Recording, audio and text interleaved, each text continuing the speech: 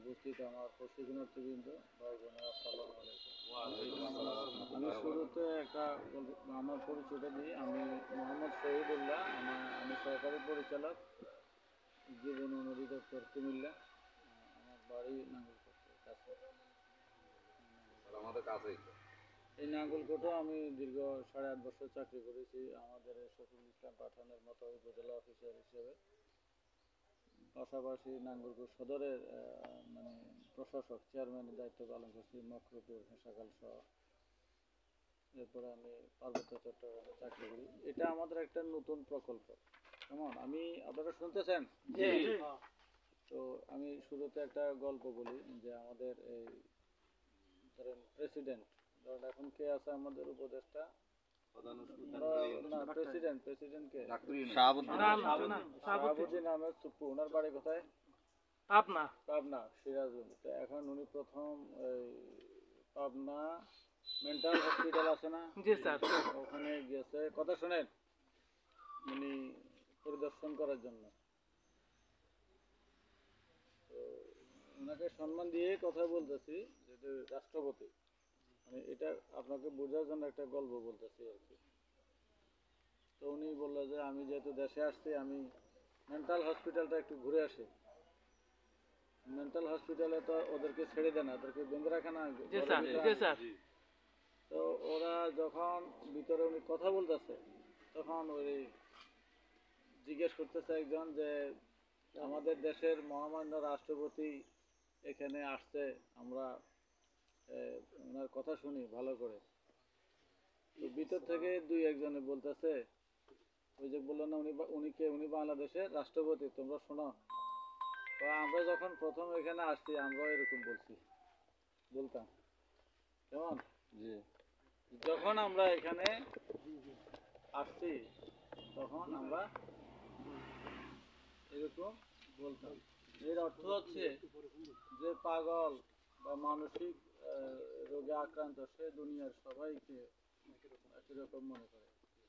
আর যে প্রগতিশীল, যে সচেতন, সে এটা অনুধাবন করে। বুঝছেন? সেই জন্য আমাদের ধর্মীয় অনুশাসনে একটা কথা আছে, জ্ঞানী লোকের কথা বলাও একটা ইবাদতের সমান, কথা শোনা ইবাদতের সমান।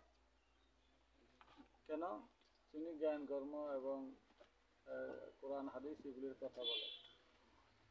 অনুরূপ আমরা যে সরকারি কর্মকর্তা, একজন উপজেলা অফিসার, উনিও প্রশাসক, আমাদের একজন ইঞ্জিনিয়ার শাহাদাত হোসেন, আমাদের এই রাজশাহীর সন্তান, আমাদের এই যে সহকারী যুব উন্নয়ন কর্মকর্তা, আমাদের এই যে মার্কেটিং অফিসার, ক্রেডিট অফিসার, এরা আসছে। আমরা মনে করি যে এদের স্বার্থটা কি, এরপরে আপনাদেরকে নাস্তা খাওয়াবে, আবার আপনাদেরকে টাকা দিবে, আমাকে টাকা দিবে, ওনাকে টাকা দিবে, ওনাকে টাকা দিবে, ওনাকে দিবে, ওনাকে দিবে। সরকারের কি ঠেকাটা লাগছে? সরকারের ঠেকা লাগে নাই, লাগছে আসলে আমাদের। কিন্তু আজকে আমাদের চিন্তা করলো যে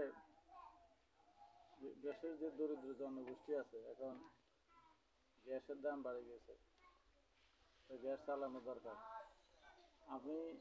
আমার গাছ আছে অনেকগুলো, এরকম গাছ আছে রাস্তায়, প্রায় 6,500 7,000 গাছ আছে আমার।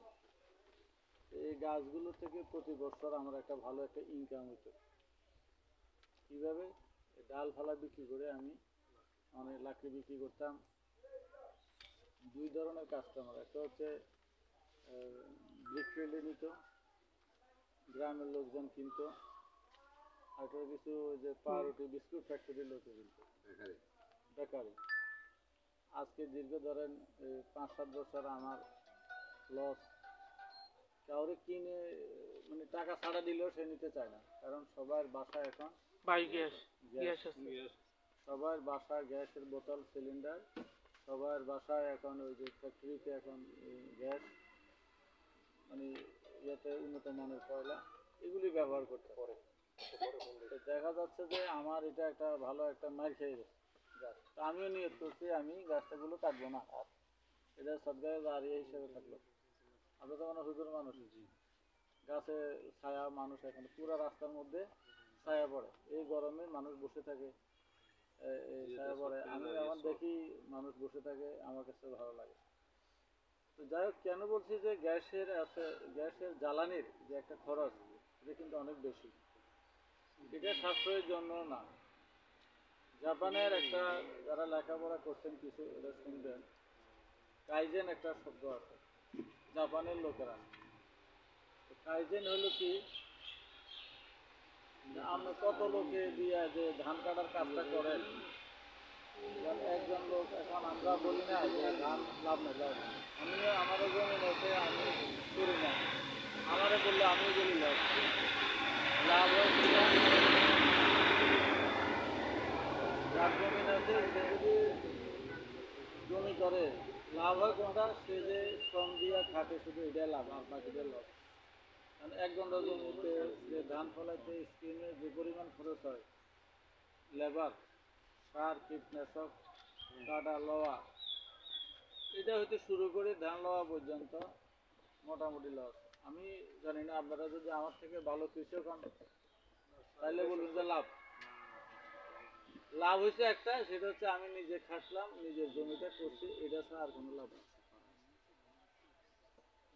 আপনি ঘাস বাছাই হইতে শুরু করে হাল চাষ করা, তারপরে সার দেওয়া, পানি দেওয়া, কেমন, এরপর আবার কাটা, আবার লওয়া, রং করে বা খোঁজা, সব মিলাইয়া লস। তারপরে আমাদের জমিন আছে, আমরা করি। এখন সরকার, জাপানের লোকেরা দেখলো যে এই লসটা কাটানোর জন্য বুদ্ধি করতে হবে কি, কীটনাশক ছাড়া কিছু করতে হইব, সার ছাড়া কিছু করতে হবে, লেবার 60 জনের জায়গায় একজন করতে হবে, তারপরে ইলেকট্রিক পানির সমস্যা, যদি বিল দিতে হয় এরকম একটা সিস্টেম করতে হবে। তো তারা একটা ভেড়ার খামারে পাইলট প্রোগ্রাম হিসেবে নিল, ওখানে 10 জন লোক কাজ করে, 10 জনে 1000 ভেড়াকে বা ছাগল লালন পালন করে। তো চিন্তা করলো যে 1000 লোকে ভেড়া যখন দিলে 10 জনে একজনের ভাগে 100 পড়ে, তো ওরা 10 জন এগুলি কন্ট্রোল করে। এখন জাপানে দেখলো যে ওরা